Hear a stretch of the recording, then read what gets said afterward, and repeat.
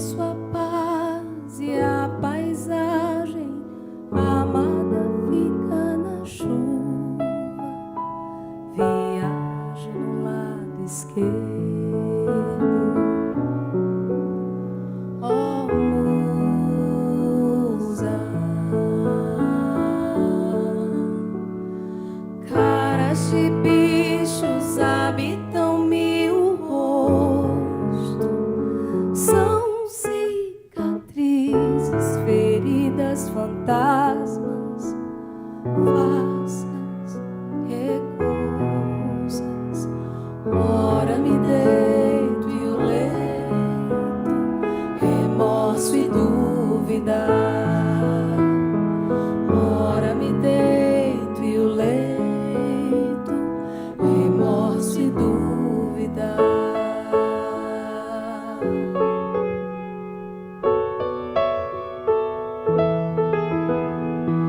Esqueço a paz e a paisagem, a amada fica na chuva,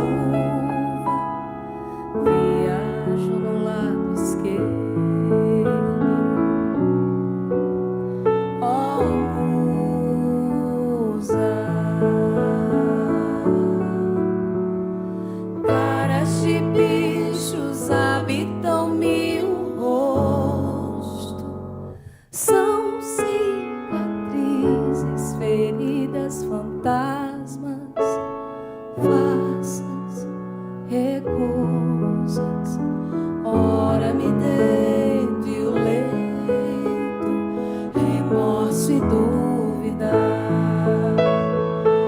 Ora me deito e o leito, remorso e dúvida.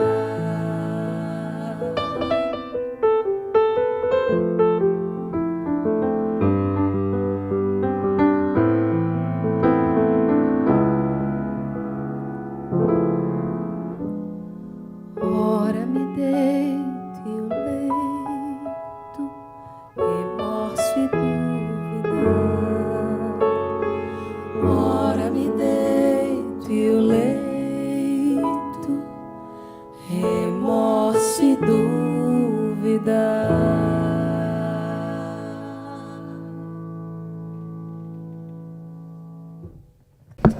Aqui, esse espaço aqui, muito antes de ser Cuca e ser um espaço da universidade, era um espaço da FEFES, Faculdade Estadual de Educação de Feira de Santana.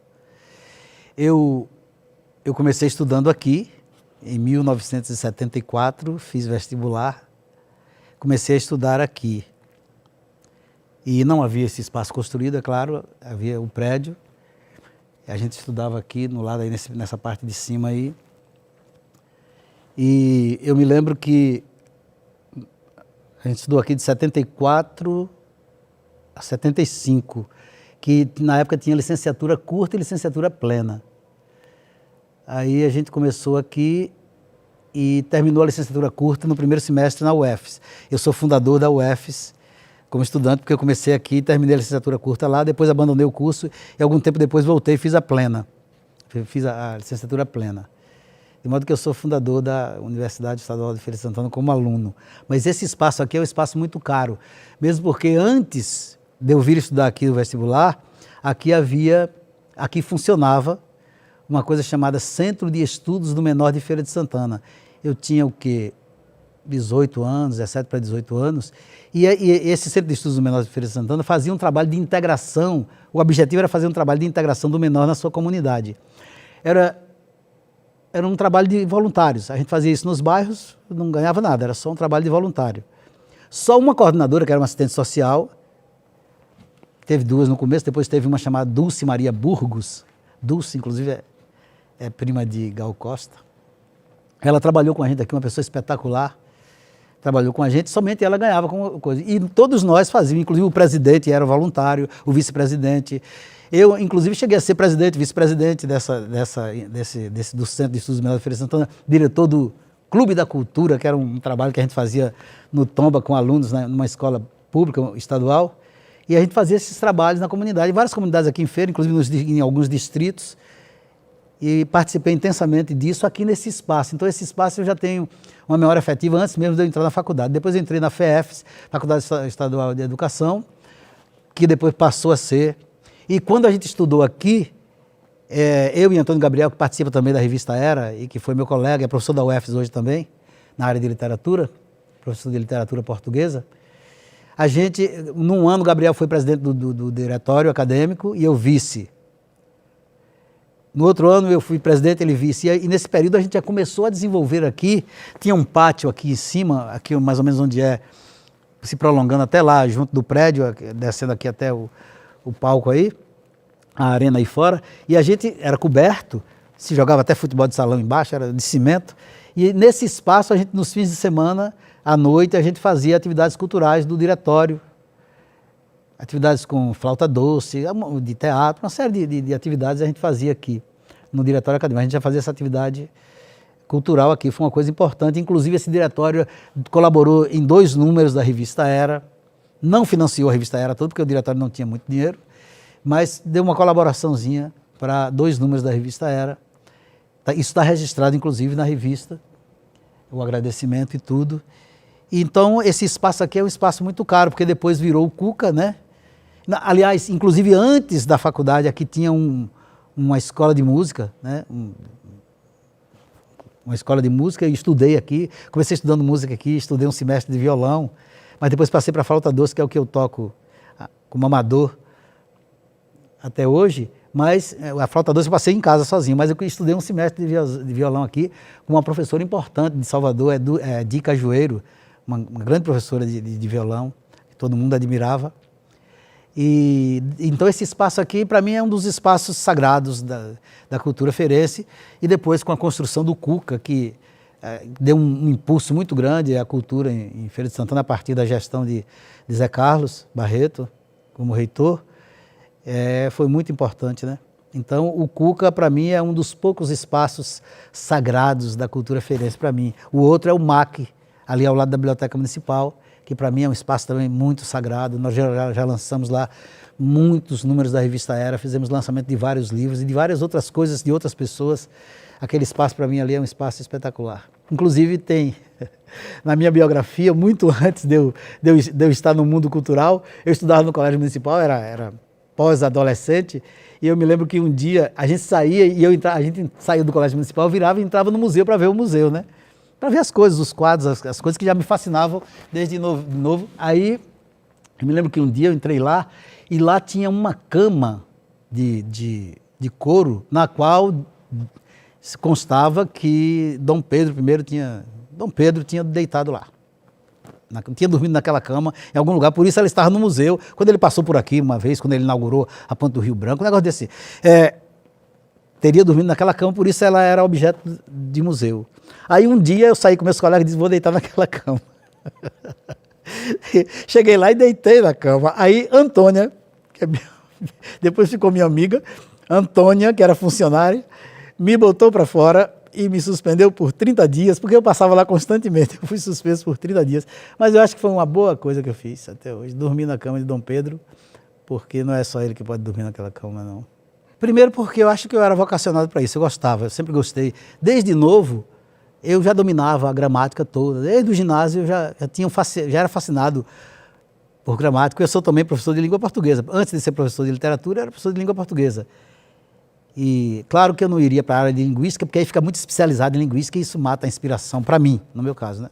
Não quero generalizar para ninguém. É uma área também fascinante, né? O lado sociológico da linguística é um negócio fascinante, né? Mas eu, quando ia estudar o negócio de fonologia, era uma chatice, né?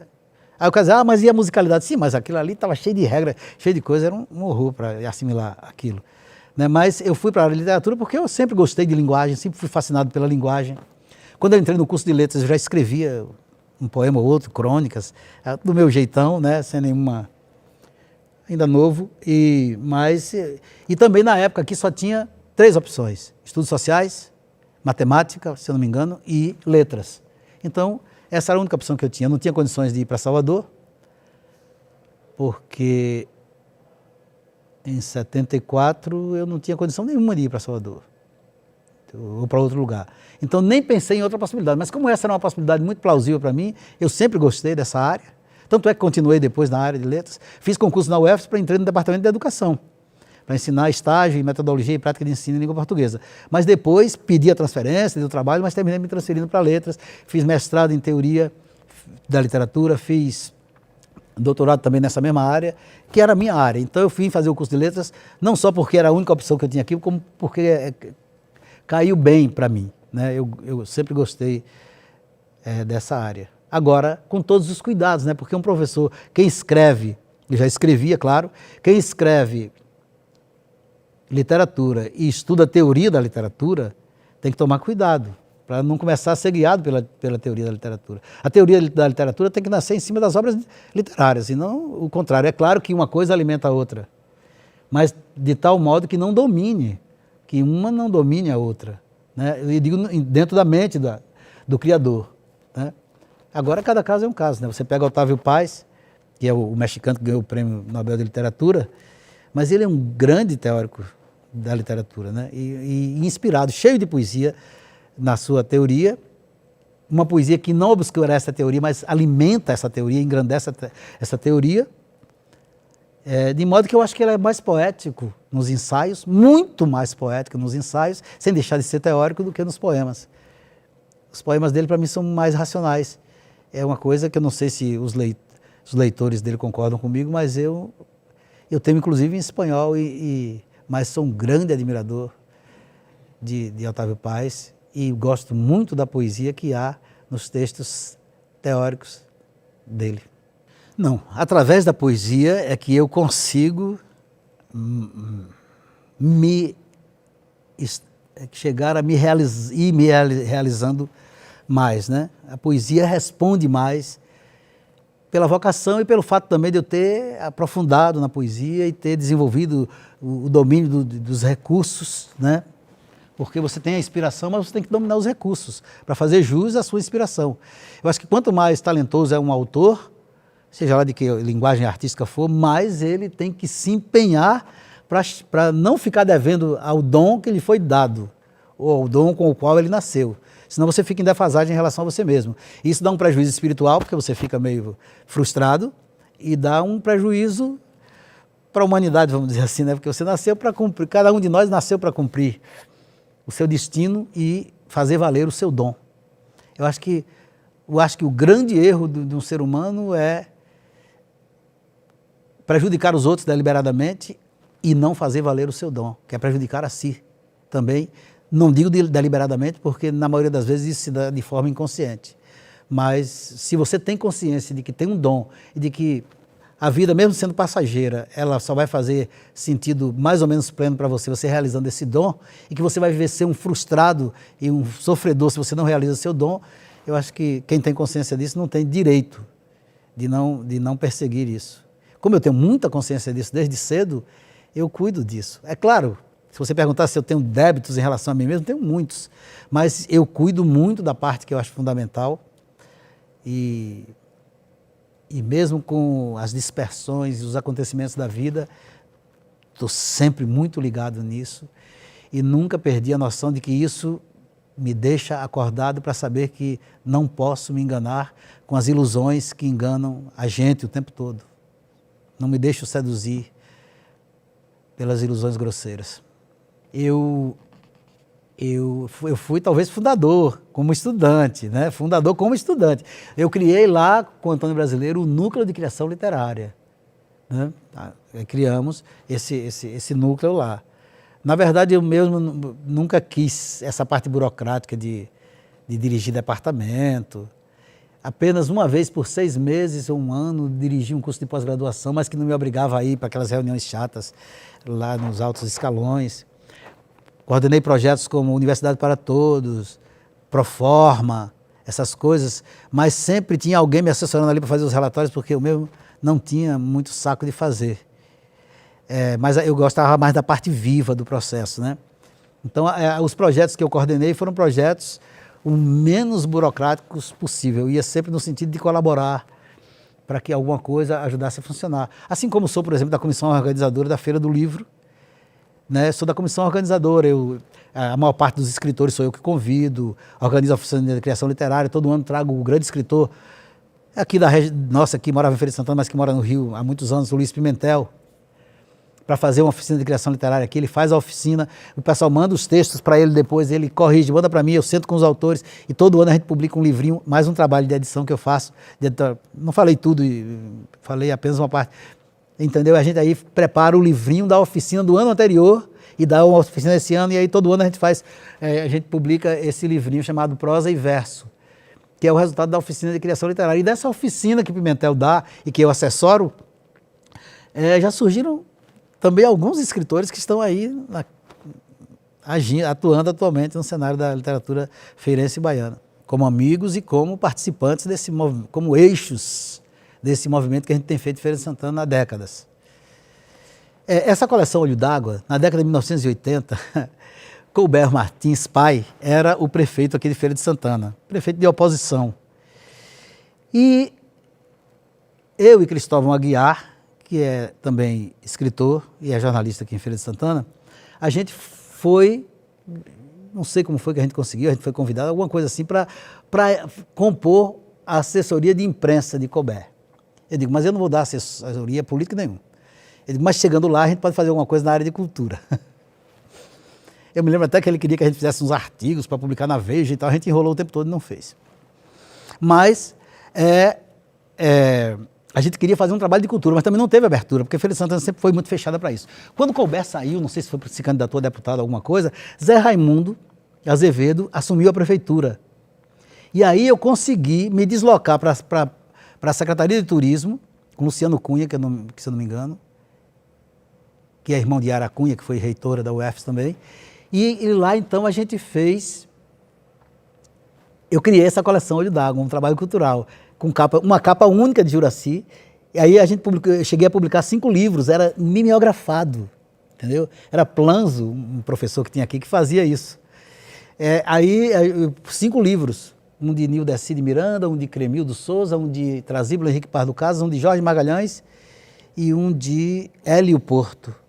5 livros, 4 de poesia e um de crônica. O de crônica foi de Nildeci de Miranda, que mais recentemente fez o doutorado escrevendo um livro importante, não porque é sobre minha poesia, mas o livro em si importante, de peso, sobre minha poesia. E então eu fiz essa coleção, tinha essa capa de Juracy, que era a mesma foto que mudava de um livro para outro, apenas a cor, na cor.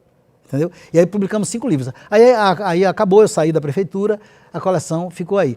Mais tarde, muitos anos depois, na UFES, quando eu e o Brasileiro criamos a coleção, criamos o Núcleo de Criação Literária, a gente fez um concurso literário e para publicar os trabalhos vencedores desse concurso, a gente ressuscitou a coleção Olho d'Água com a mesma foto e chegamos a lançar 2 ou 3 livros, 2 ou 3 edições da coleção Olho d'Água já não mais com a prefeitura, mas com o Departamento de Letras da UFES. Também foi mais um trabalho de editoração que eu fiz assim, numa coisa mais coletiva e institucional.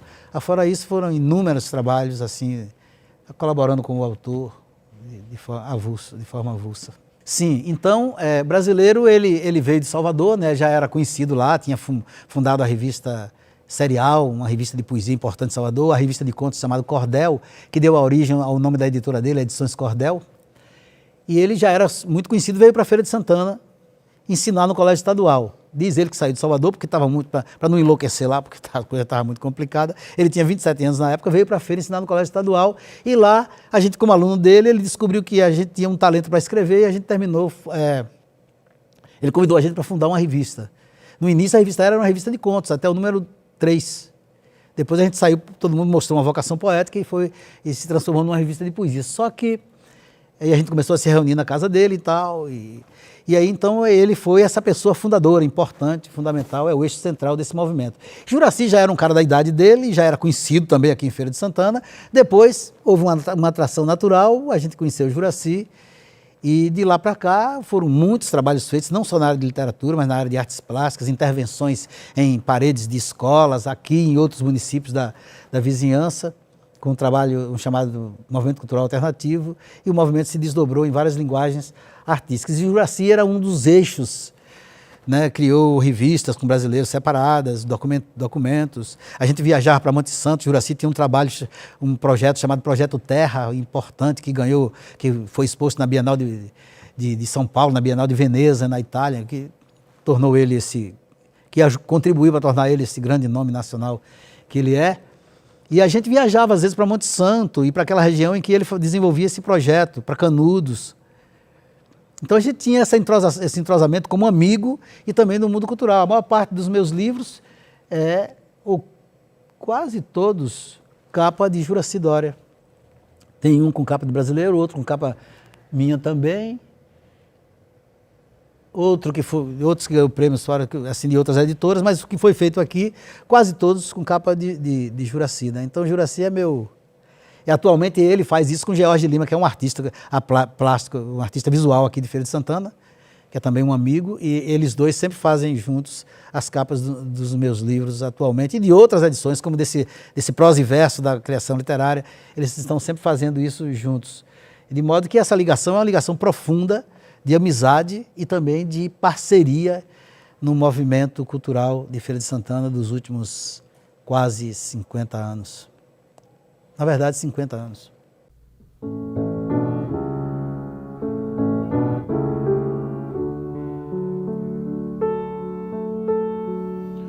Busco a linguagem do mar, encontro das mil viagens, aceitar com paciência as tempestades. Busco a linguagem da folha, abandonando a árvore, ou da nuvem que ao passar, ela mesma passagem. Busco a verdade de estar comigo mesmo passando, ou de passar, simplesmente olhando, até que os olhos cumprindo a missão de olhar tranquilamente, não olhem e eu me vá.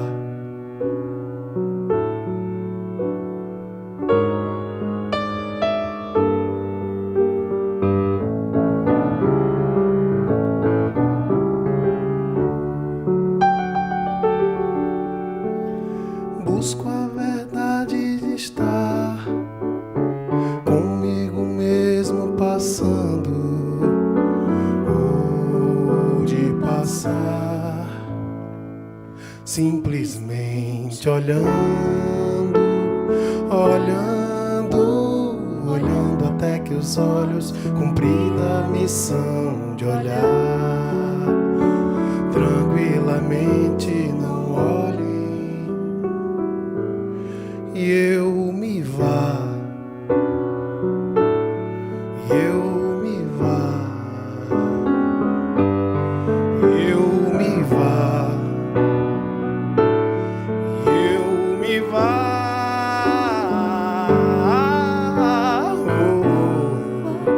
Oh, oh, oh,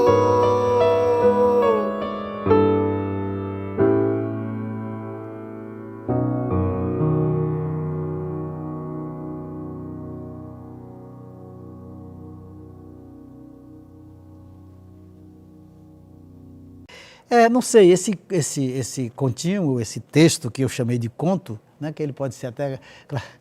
Os que gostam de classificar podem dizer que ele não é um conto, se bem que Mário de Andrade há muito tempo já disse que conto é o que você disser que é conto.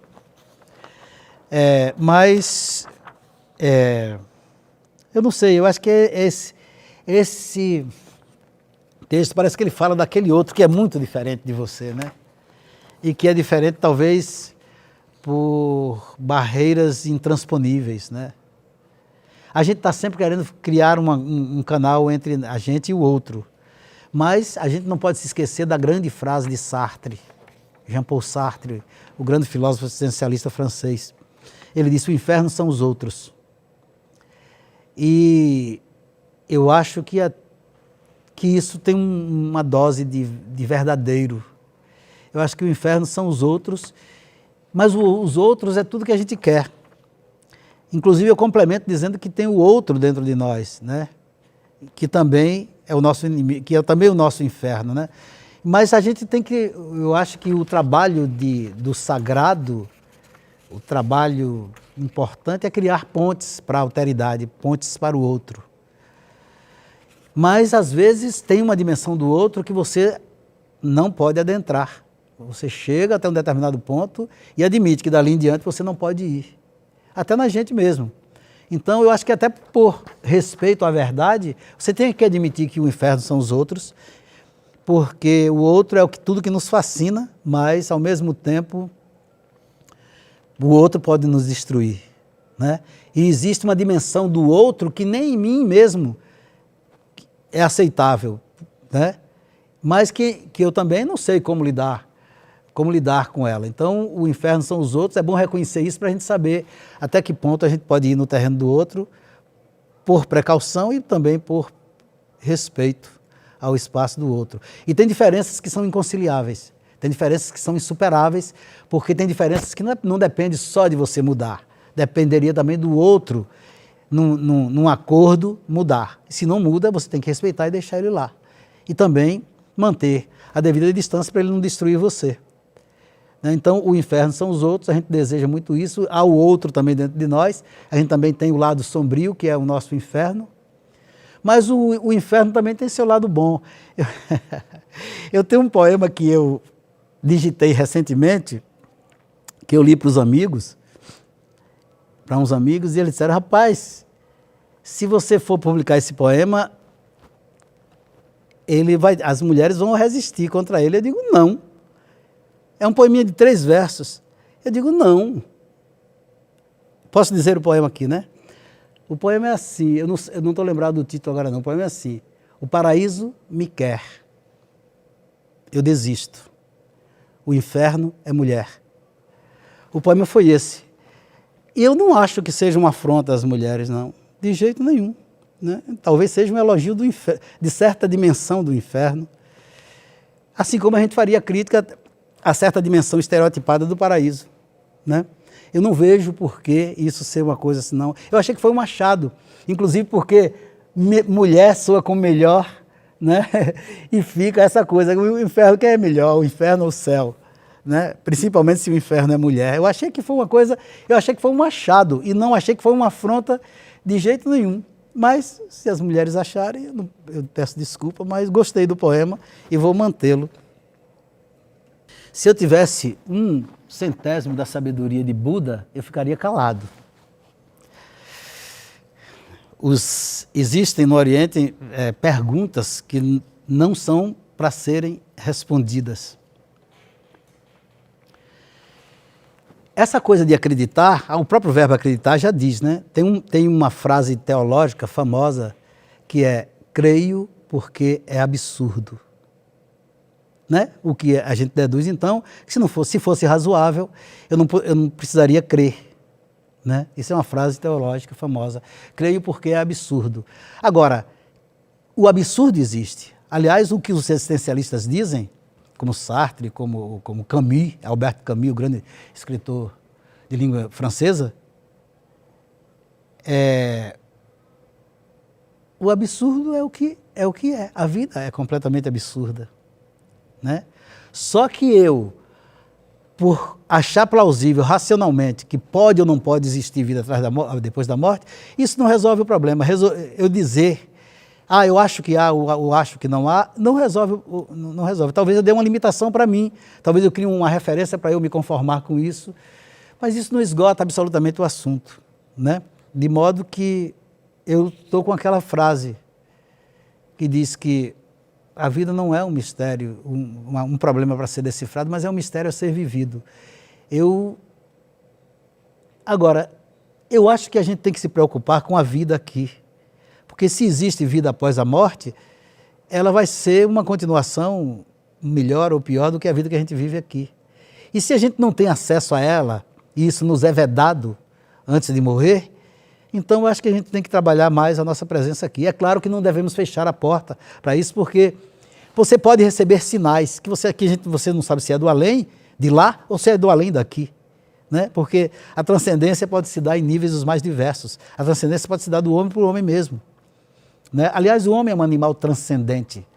Mesmo com a crítica feita à metafísica, o homem é um animal metafísico, porque metafísico é aquilo que está para além do físico. Nós somos seres culturais e espirituais e, portanto, somos simbólicos e, portanto, somos seres transcendentais. Agora, a transcendência para um além, como o postulado pela religião, é outra coisa inquietante e que você não deve ter respostas definitivas. Acho que a gente tem que ter uma abertura e, se receber sinais, ser receptivos a eles. Se não receber também, como naquela música minha de Márcio e Carol, que foi cantada nesse documentário, vamos contemplar o silêncio do céu. Eu simplesmente criei isso. Tinha uma época aqui que eu fiz umas crônicas em que eu queria passar, eu falei até disso em uma pergunta anterior, eu queria passar essa noção de coisa acontecida mesmo, né? E aí criei alguns textos assim, um deles foi esse, né? A história de um estranho que aparecia numa cidadezinha chamada As Pedras, que é um povoado de Baixa Grande, um município aqui da Bahia, de uns parentes de Antônio Brasileiro. Aí eu fui lá uma vez, achei o povoadozinho assim interessante, aí ele me veio como cenário para onde eu podia criar esse conto do cara que ia lá todo ano, o cara aparecia lá na praça, e nunca envelhecia, todos os anos e tal. Essa parte é meio absurda, mas eu contei assim com detalhe. E depois contei que uma vez ele chegou aqui no museu, que era o museu regional na época, e entregou um quadro meio-dia para o funcionário, e esse quadro está lá até hoje. Acho que esse quadro está lá até hoje, embora tenha sido totalmente inventado. Mas eu não conheço nenhum quadro que não tenha sido inventado. Então, os que estão lá na parede também foram inventados, né? O que eu inventei pode estar lá em algum lugar. Agora, o que aconteceu de interessante foi que muitos anos depois, alguém chegou no museu, isso que há uns 3 anos ou 4, chegou no museu meio-dia, Edson não estava lá, só tinha um senhor que era o funcionário lá, chegou meio-dia e fez uma doação de um quadro. Isso que uns 20 anos depois, ou mais, do que eu escrevi esse conto. Fez a doação de um quadro, disse que era para entregar ao museu e tal, embalado, o quadro embalado. Entregou o quadro lá. Aí eu estou em casa e Edson liga para mim: Roberval, rapaz, eu estou aqui com um problemão. Eu digo: o que é? Você conhece o famoso quadro O Grito, de Edvard Munch, eu não sei como é que se pronuncia o nome dele. Eu digo: claro, um quadro famoso, O Grito. Ele disse: rapaz, recebi aqui uma doação de uma pessoa que chegou aqui meio-dia, entregou para o funcionário, quero entregar aqui, do Grito.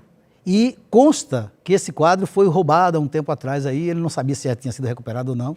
E esse quadro está aqui. E o quadro não foi pintado no Brasil, pelas características da madeira, da tela, e com se for uma cópia, era uma reprodução muito, muito fiel. Aí rapaz, é mesmo, e ele ficou desesperado. Digo: rapaz, liga para Juraci. Acho que ele se comunicou com o Juraci. E eu fui lá ver o quadro, e realmente o quadro está lá.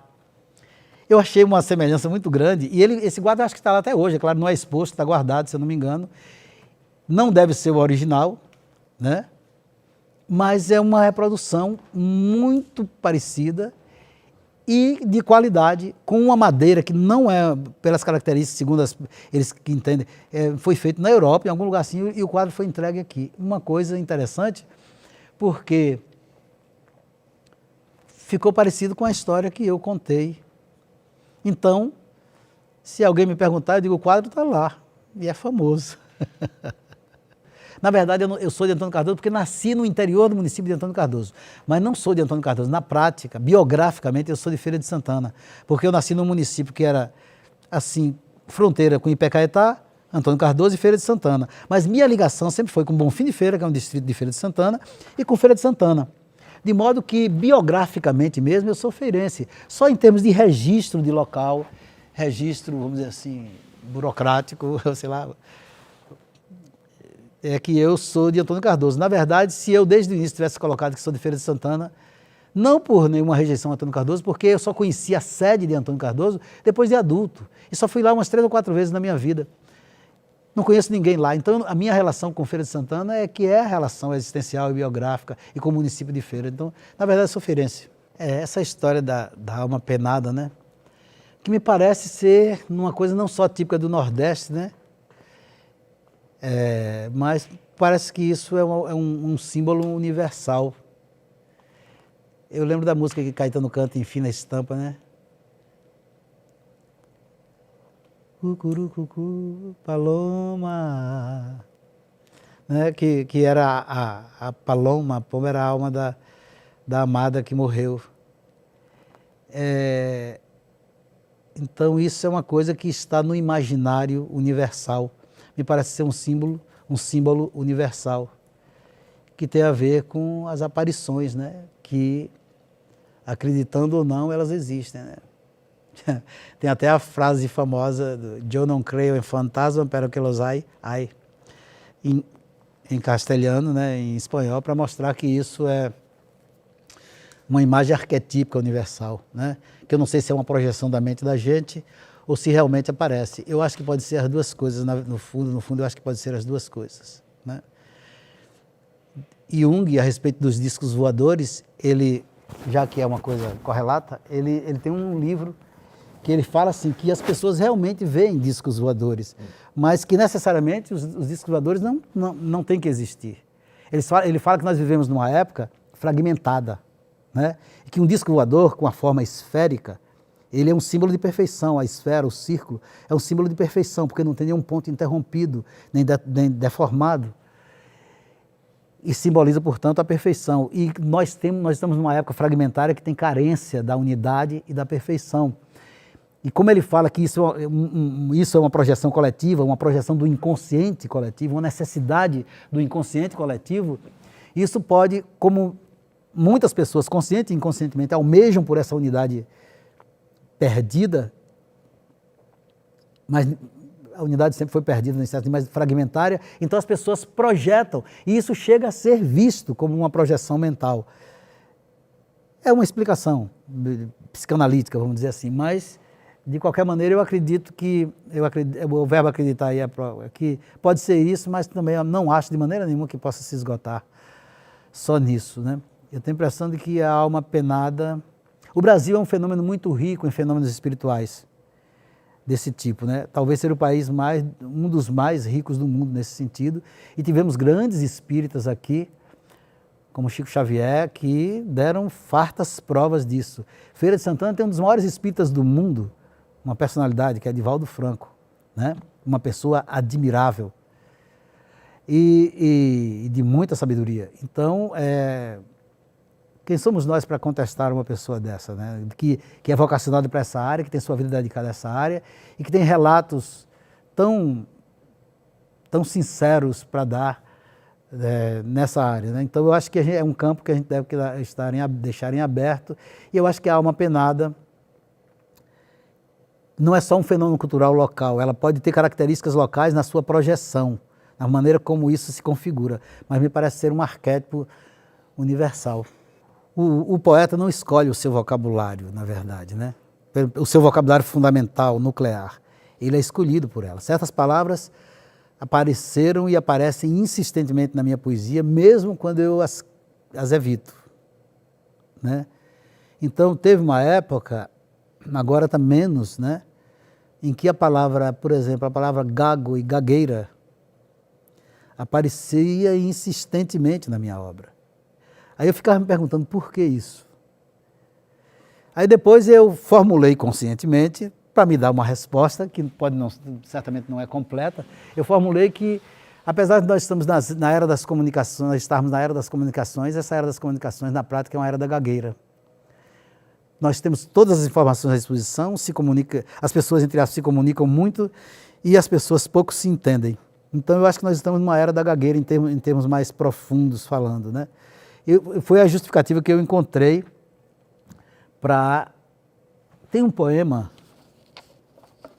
aqui chamado A Mão no Escuro, que termina, eu não vou ler ele todo, que termina falando... 149.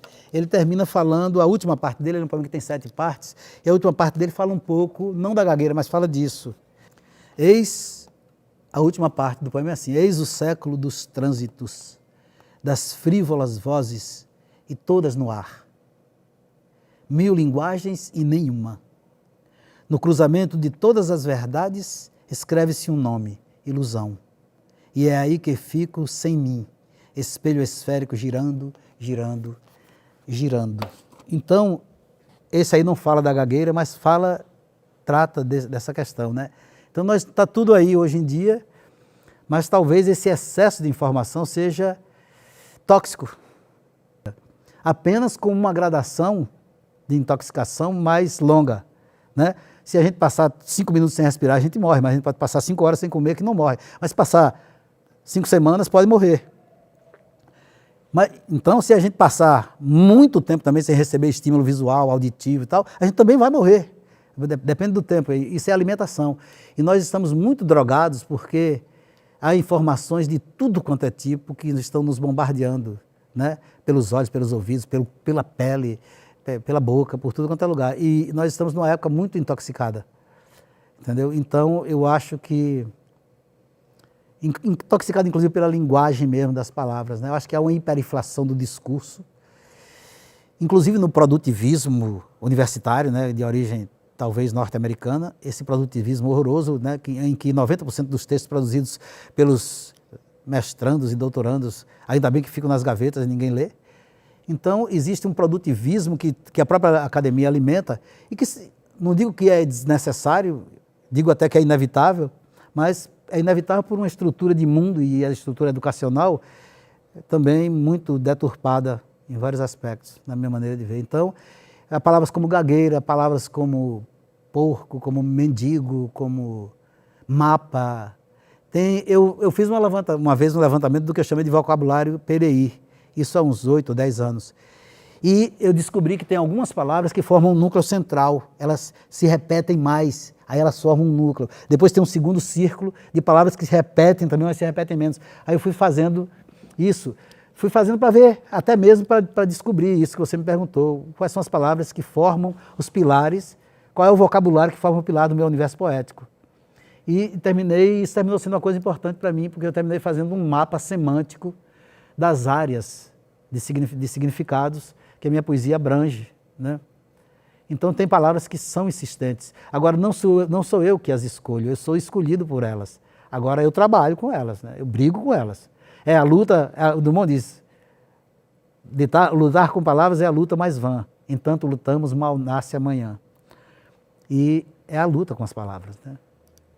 É dessa luta que a gente vai se desbastando, é nessa luta que a gente vai se desbastando e, de algum modo, aperfeiçoando alguma coisa na gente, né? Essas imagens como percurso, trajeto, caminho, rio, são imagens arquetípicas fundamentais do homem, né? Porque o rio é uma imagem da vida, né? Heráclito, o grande sábio pré-socrático, dizia: ninguém se banha 2 vezes no mesmo rio, porque enquanto se banha o rio está passando. Então, houve discípulos dele mais radicais que dizem, né, que ninguém se banha nem uma vez, porque enquanto você está se banhando no mesmo banho, o rio, você começa com um rio e termina com outro. Agora, tem uma coisa interessante nessa frase que as pessoas realmente não prestam atenção. Ninguém se banha 2 vezes no mesmo rio. E o rio está passando, mas tem uma caixa e um desenho que é o mesmo. Então, é essa coisa do transitório e do eterno, né? É uma frase poética exatamente porque engloba essas 2 dimensões da realidade. Ninguém realmente se banha 2 vezes no mesmo rio. E o rio é uma imagem boa da vida porque as águas que passam criam uma imagem do tempo, né? Então você contempla o rio São Francisco, é o mesmo rio e não é mais o mesmo rio. Mas isso é uma imagem do tempo e da vida, porque se eu conhecesse você com 14 anos e encontrasse você hoje do mesmo jeito com 14 anos, você não mudou, portanto você não seria mais a mesma. Isso é que está a contradição. Porque para você ser a mesma, você tem que ir mudando de acordo com os seus ciclos de vida. Então, para você ser a mesma, você tem que ser outra. Se eu encontrasse você 14 anos e encontrasse hoje do mesmo jeito, você não seria mais a mesma. Você seria irreconhecível. Então, a vida é paradoxal. Para você ser o mesmo, você tem que mudar. Entendeu? Se você não mudar, você não é o mesmo, você degrada. Porque tudo está fluindo, né?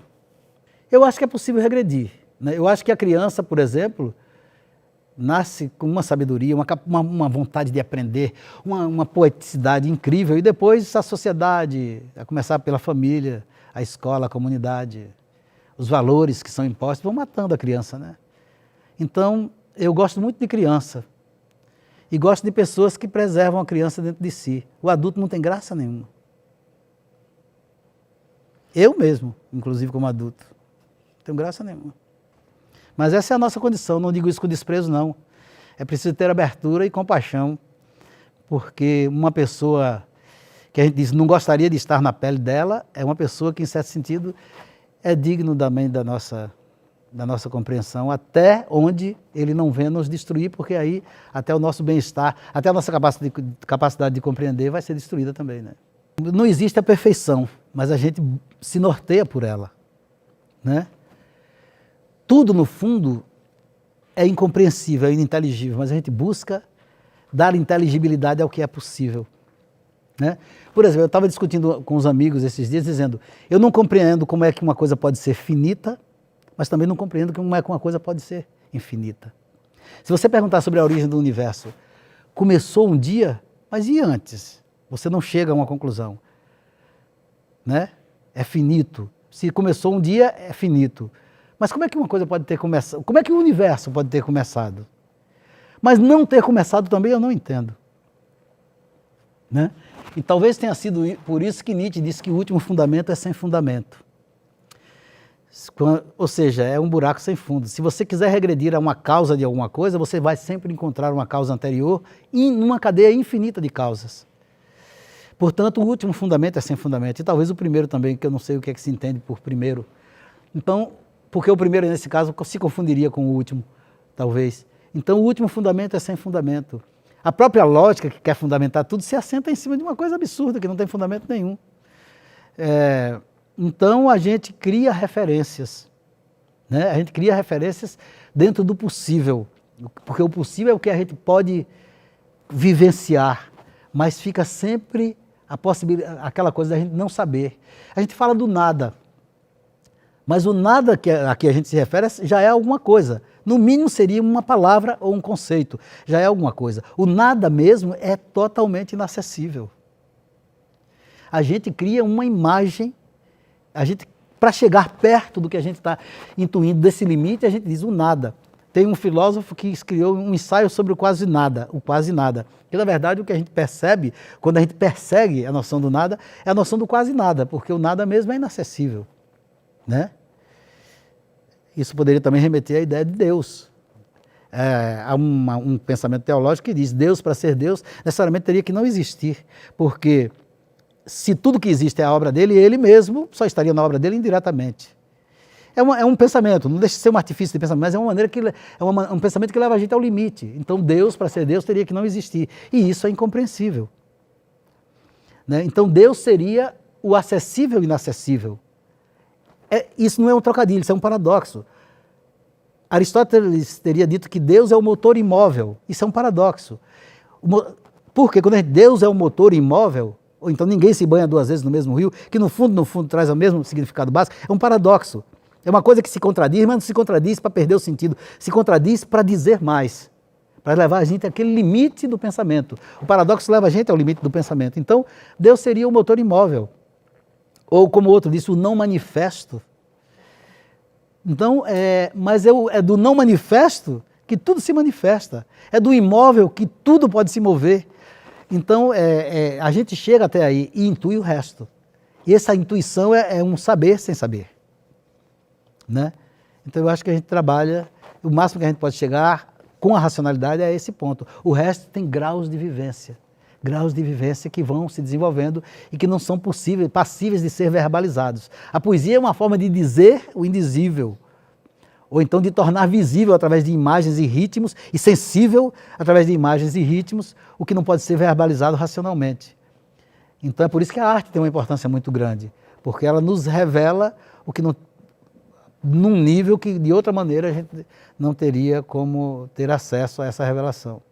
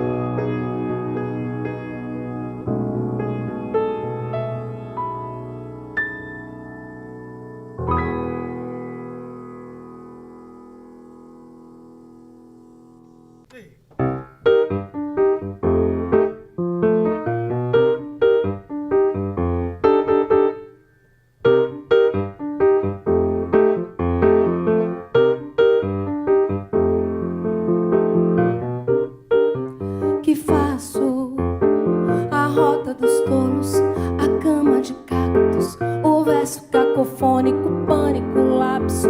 Que quero, que faço, que quero a paz do círculo, a luz dos astros, a dúvida dos métodos, a cruz de Cristo. Que quero, que faço, que trato fiz comigo. O inimigo foi convidado, banquete, bebedeira, banquete, bebedeira. Silencioso encontro para meditar dentro do mato. Que faço um nome farto de glória, um pacto com a memória dos antepassados, um mito, um telescópio mágico, mirando à noite o sonho demolido.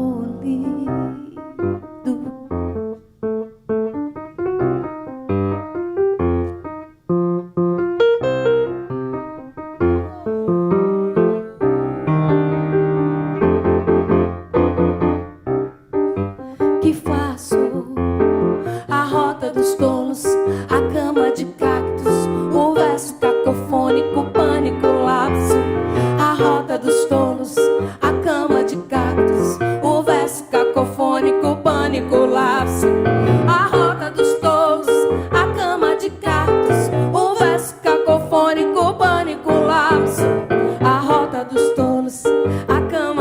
cactos, o verso cacofônico, pânico, lapso. Na verdade, teve um grego antigo que disse: não há nada novo sob o sol. Eu acho que a originalidade, a palavra original é uma palavra interessante, porque a gente diz que original é uma coisa nova, né? Mas a original é aquilo também que remete à origem, que remete aos primórdios, que remete ao nascimento, que remete ao começo. Portanto, é uma palavra paradoxal e muito interessante. Ela encerra os dois sentidos, né? O mais novo é o mais velho também, né? O mais novo é o nascente, mas também o nascente é a origem, é o começo de tudo. E a origem não está datada em um lugar no tempo, a origem brota a todo momento. Você nasceu, a origem aflorou. Eu nasci, a origem, uma flor nasce, a origem aflora. Né? Uma flor morre, dá origem a uma série de outras coisas, biologicamente falando. Então, o original é aquilo que, de algum modo, não perde nada da história toda. Né? Em termos de arte e de literatura, você só pode ser original se você estiver totalmente entranhado numa tradição. Senão você vai fazer o que o outro disse, vai pensar que está inaugurando o mundo e não está fazendo nada, está só repetindo lugar comum, entendeu? Tá, como disse o outro, né? Como disse, acho que foi Otávio Paz disse, você vai metralhar cadáveres, né? Pensando que está fazendo alguma coisa diferente. Ou então vai arrombar portas abertas. Se eu não me engano, foi a Frane Coutinho que falou isso. De modo que você, para ser original, você tem que estar entranhado em toda uma tradição, deslocar essa tradição e acrescentar alguma coisa a essa tradição. E a tradição é pesada. Então, para você ter a tradição no ombro e ainda acrescentar alguma coisa, você tem que ter essa vivência. Ou seja, você tem que... Não é uma bagagem de conhecimento objetivo, mas é uma bagagem desse conhecimento profundo do homem, né? Desse mergulho profundo nas fontes da vida, nas fontes originais, né? Então, é nesse sentido que eu concebo a originalidade. A originalidade é essa capacidade de fazer nascer. Mas fazer nascer também é reconhecer a nossa face mais nova e a nossa face mais antiga, né? Eu concebo mais ou menos assim. E, em termos de estilo, é você ver. Você, por exemplo, aqui em Feira de Santana, você vê um quadro de Juracy Dória, de longe, sem ver a assinatura, você diz, aquilo ali é Juracy Dória. E o que é? Ele se vale de quê? De todo um imaginário do mundo sertanejo. Ele, inclusive, reproduz os símbolos, os signos, os animais, os vaqueiros, a vestimenta, os ambientes, faz tudo isso e transfigura com o rosto, com a marca Juracy Dória. Então, a originalidade também tem isso, quer dizer, você pega tudo que já está aí e faz renascer com uma face nova. Então, é isso que todo autor toda pessoa tem que buscar. É muito difícil a gente, entre aspas, ser a gente mesmo. Primeiro, nós somos plurais, né? Nós nunca somos um só. Somos no mínimo dois. Aquele que diz, rapaz, eu quero, o outro diz, rapaz, não faça. Né? No mínimo isso. Mas em cada polo desse, nós temos constelações de eus conflitantes e se harmonizando, se debatendo e assim por diante, né? Mas tudo isso pode ser unificado, vamos dizer assim, vamos criar uma terminologia, por uma fonte central, por um eu profundo, por um eu que termina sendo o senhor de tudo isso, né? Porque nós corremos o risco de um dos funcionários do nosso ser entrar em cena, fazer um monte de besteira, mas depois quem vai responder é o eu central, com carteira de identidade, CPF e tudo. Então a gente corre riscos o tempo todo com a gente mesmo, né? E esse cuidado extremo a gente tem que ter para correr poucos riscos durante a vida e evitar os graves, né? Porque todos nós temos um lado desconhecido de nós mesmos, como tudo tem um lado desconhecido, né? E a gente tem que ter muito cuidado com isso. E a coisa da originalidade também passa por você saber fazer o trânsito entre o lado luminoso e o lado objetivo e o lado consciente com esse lado profundo e saber fazer os intercâmbios para que você não seja o seu pior inimigo. Aliás, Jung dizia que o inimigo que nós temos internalizados em nós mesmos é muito mais perigoso do que todos os nossos inimigos externos juntos. E isso é verdade, na minha opinião. É verdadeiro, na minha opinião. Vamos usar o termo certo. Eu posso mudar de opinião a qualquer momento. Mesmo porque a pessoa pode se modificar e você só tem um inimigo interior ameaçando você o tempo todo quando você não dá bola para ele. Quando você não deixa ele... Quando você não dá a ele, é ele que tem, é da nossa sombra, como do chão profundo que alimenta uma árvore, é da nossa sombra, nosso lado sombrio, profundo, inconsciente, obscuro, que vem tudo que nos alimenta. Então a gente tem que saber transitar. A arte, aliás, bebe muito dessa fonte. A arte é sempre a articulação de um lado claro com um lado obscuro, e esse lado obscuro é que traz as surpresas, é que traz a originalidade, é que traz... Né? Então, para isso, você tem que saber transitar. Nesse sentido, a arte, sem fazer psicanálise, ela é profundamente curativa. Ela é muito mais do que isso, mas ela é também profundamente curativa, porque ela articula as dimensões, as diversas dimensões do ser humano. A arte é sensorial, é espiritual, é intelectual, é tudo ao mesmo tempo. Ela contempla o homem inteiro ao mesmo tempo. E um artista é mais original na medida em que ele é capaz de articular de forma mais ampla e mais bem acabada essas dimensões todas do ser humano. E, por falar nisso, minha obra é toda em cima, é fundamentalmente centrada na questão do eu, do ego. Não porque eu escolhi, eu fui escolhido. Eu sempre tenho, um criador não escolhe propriamente, ele escolhe e é escolhido ao mesmo tempo. Ele atende a um chamamento das suas tendências profundas e dá forma a isso. Né? Então, toda a minha obra você pode observar, o tema do eu, não por narcisismo egoísta, mas por um narcisismo artístico, que é exatamente você unificar esse eu individual com o eu universal, que é o eu que interessa, a coletividade que interessa ao ser humano de qualquer tempo ou lugar. E minha obra trabalha muito esse eu, né? Não porque eu queira, mas porque eu sou chamado para isso o tempo todo. Eu acho importante fazer essa observação. Às vezes, quando eu escrevo manuscrito, né? Eu compro os cadernos e escrevo de caneta, conserto um bocado, depois é que eu vou antes era para a máquina de escrever, agora para o computador, de uns anos para cá para o computador, e muitas vezes um embrião de poema que tem 2 versos, que eu até deixei lá, deixa eu digitar isso aqui porque a imagem está boa, não é um poema. E aí, na hora que eu digito, vem o resto do poema. E eu sinto quando vem o resto do poema, porque naquele momento eu estou inspirado. Eu sinto quando vem, digo, eu acho que se eu ficar aqui, esse poema pode surgir. Eu não tenho a menor noção de como vai continuar, mas eu tenho uma certeza de que eu posso continuar aquele poema. E aí eu fico ali esperando. É o que eu chamo da espera ativa.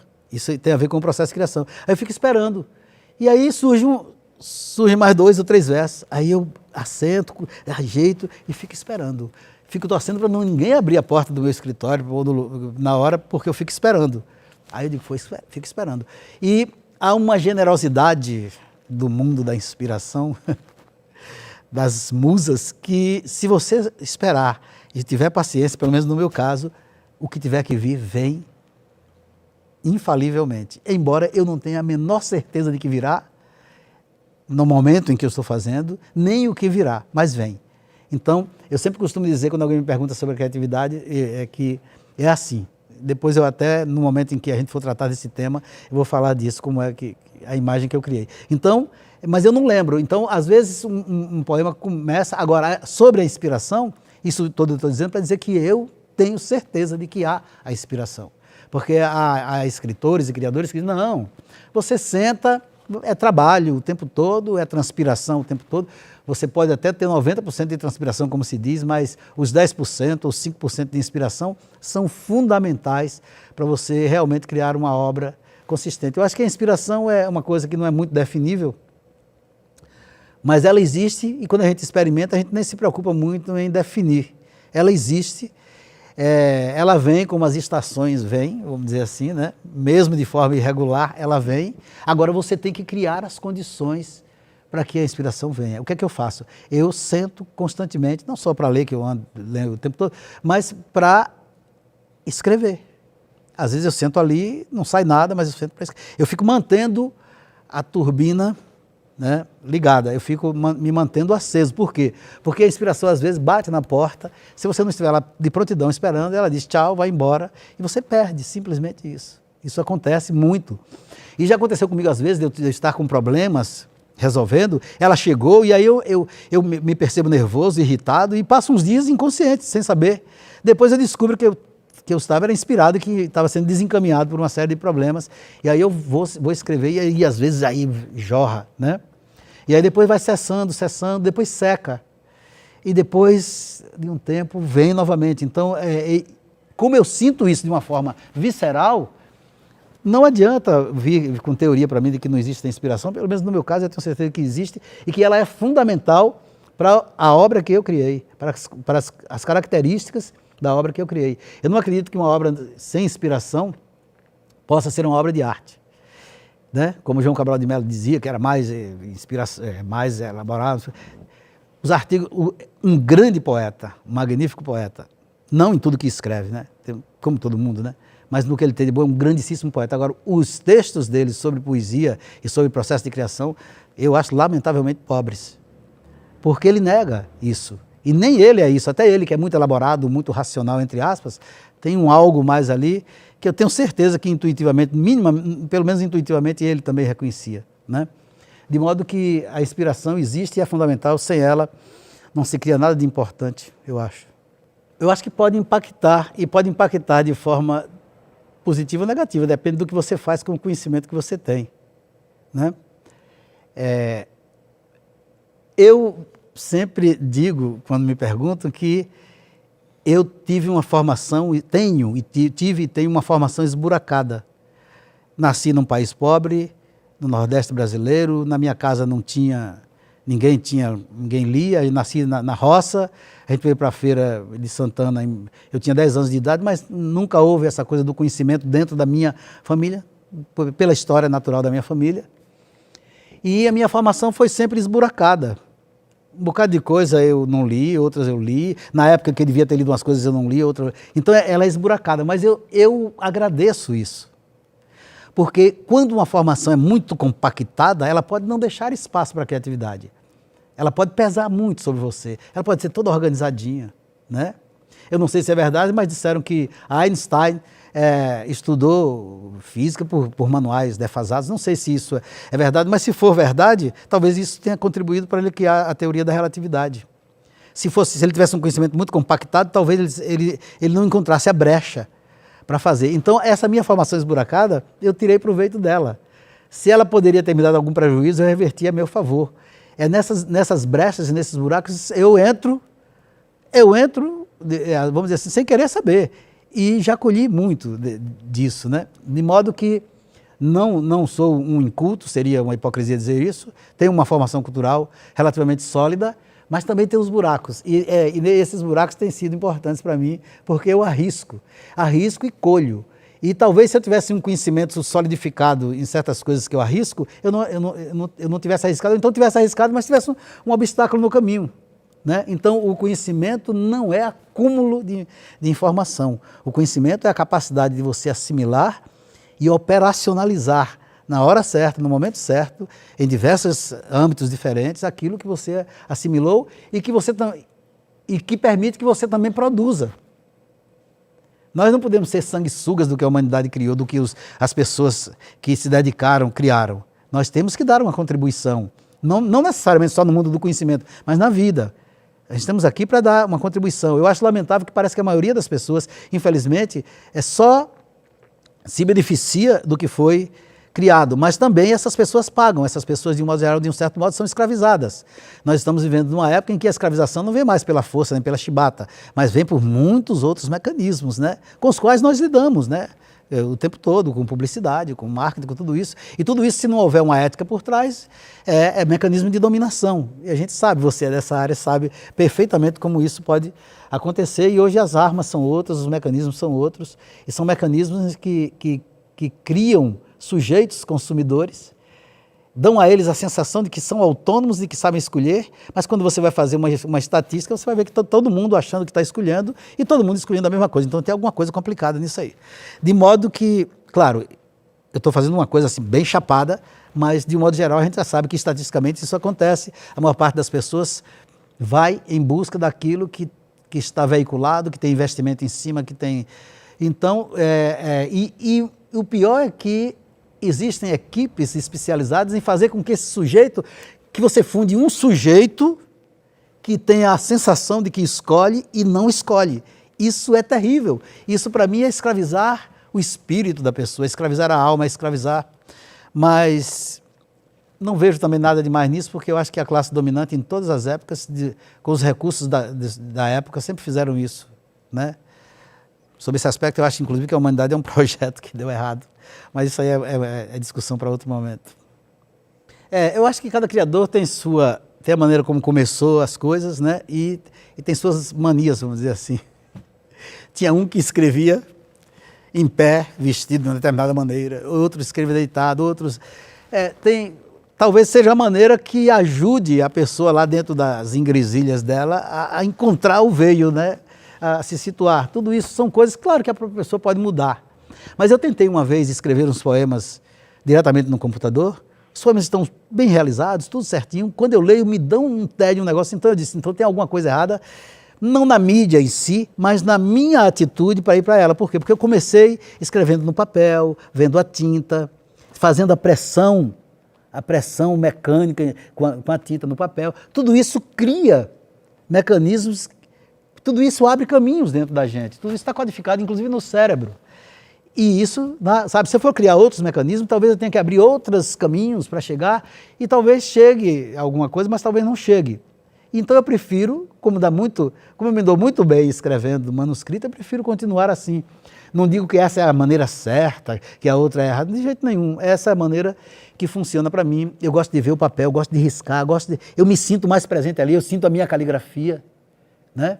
A caligrafia é a marca da sua personalidade. Você faz um traço qualquer, faz um exame e identifica a caligrafia. Então, eu estou botando ali meu ser, minha coisa. No computador não, isso desaparece.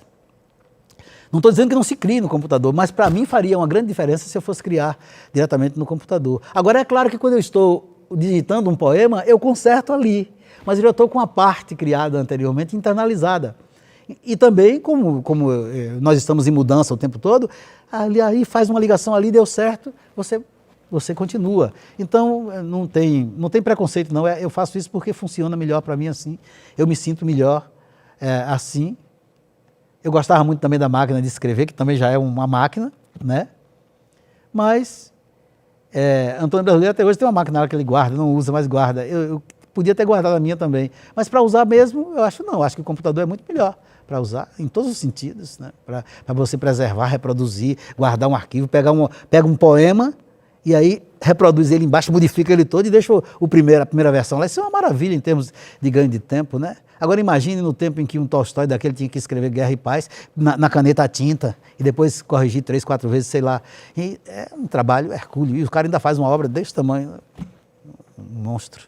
Eu acho que isso é bom porque esse choque com a contemporaneidade dá um tipo de deslocamento que pode criar a brecha da criatividade, entendeu?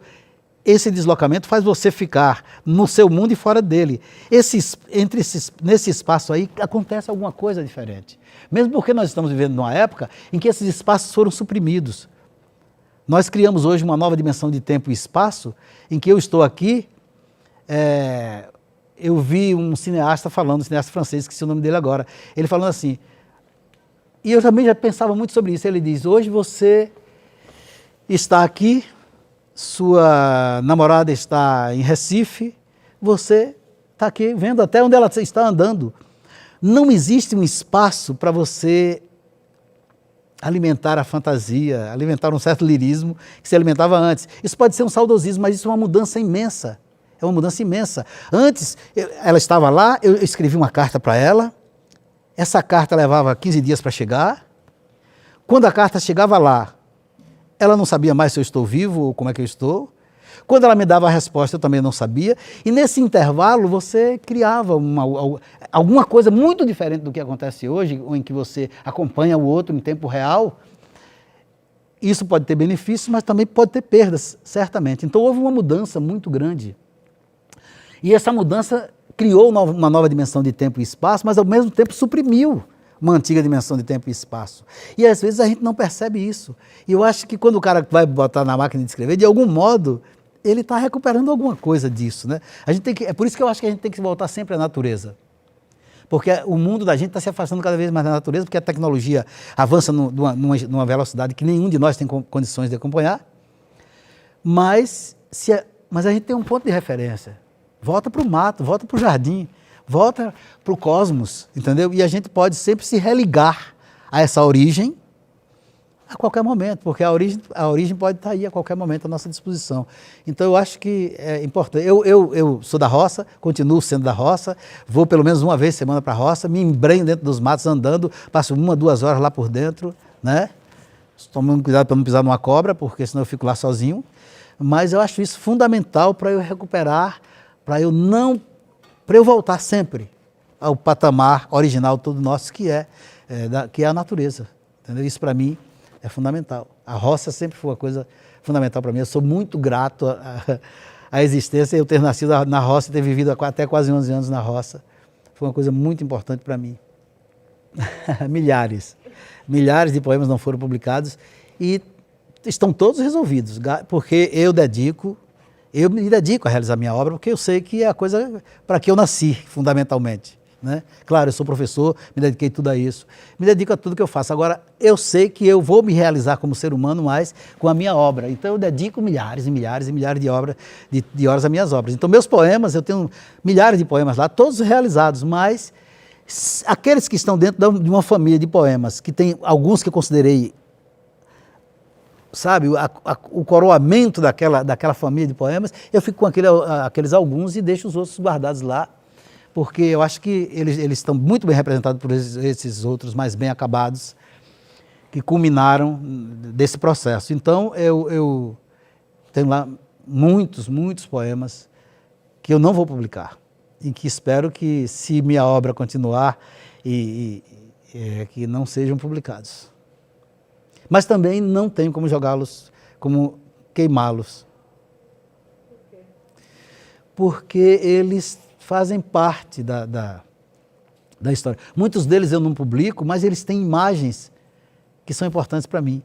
Então, eles têm imagens, eu digo, esse poema eu não publico, mas ele é importante para mim, porque mesmo ele não estando sendo acabado, ele tem alguma coisa inacabada que eu preciso acabar dentro de mim. Porque um poema eu publico ele não quando ele está lá no papel certinho. Eu estou resolvendo coisas dentro de mim. Então, eu já tive poemas que eu levei 20 anos para publicar, os amigos dizendo, rapaz, esse poema está bom. Eu digo, não está, porque tem alguma coisa aí que eu não sei onde é, que ainda não está resolvido, porque não está resolvido lá e não está resolvido aqui dentro de mim. Aí, às vezes, era uma palavra que eu tinha que tirar, era uma parte que eu tinha que tirar inteira, era alguma coisinha a mais que eu tinha que acrescentar. E aí, no dia que isso acontece, aí chega, entendeu? Aí eu digo, pronto, agora eu publico. E mesmo assim, muitas vezes eu conserto poemas que já foram publicados para a próxima publicação. Porque depois eu digo, poxa, nesse lugar aqui, podia ter uma palavra diferente, podia ter uma mudançazinha aqui, entendeu? Essa rima ficou muito chapada, tá boa, mas ficou muito chapada. Eu quero rimar também, no caso do poema rimado, mas eu queria uma sonoridade um pouco diferente, com um sentido um pouco diferente, com uma vibração um pouco diferente. E às vezes, quando eu descubro isso, passa anos me incomodando. Aí um dia eu pego, e quando eu não resolvo isso, às vezes na próxima publicação eu deixo aquele poema de fora. Entendeu? Deixo ele de molho. E às vezes ele não volta mais do molho, fica lá o tempo todo. Então, é um processo contínuo de criação. É claro, Borges disse que publicava o livro para se livrar deles. A gente se livra 90%, mas mesmo assim, mesmo depois de publicado, a gente se livra do livro, mas não se livra de todo o livro. Tem coisas que a gente modifica. Drummond também fazia isso. Isso é comum os autores fazerem. A gente está sempre trabalhando e retrabalhando a obra da gente. Né? Sem se falar, até brasileiro estava conversando comigo outro dia, rapaz, tem muita coisa que quando a gente vai olhar, que eu nunca vi um cara tão rigoroso, que escreve tanto quanto eu, não sei se mais, já produziu mais, porque é quase 10 anos mais velho do que eu, já produziu muito mais, mas é muito rigoroso. E ele gosta que você dê a opinião. Desde o começo ele já era maduro, a gente era ainda imaturo, mas ele queria que a gente desse uma opinião. E a gente dava, e a gente dizia. E se ele achasse que o que a gente falou certo, e a gente falou muita coisa certa, ele ia observar, para ver se ia mudar ou não.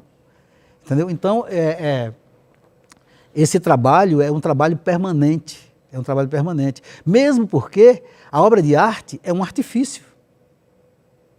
E o trabalho de elaboração e reelaboração é exatamente para você despir o poema o máximo possível desse artifício. Tem gente que equivocadamente diz, tudo que eu escrevo eu não mexo para sair como eu fiz. A coisa mais suja que tem é o espontâneo.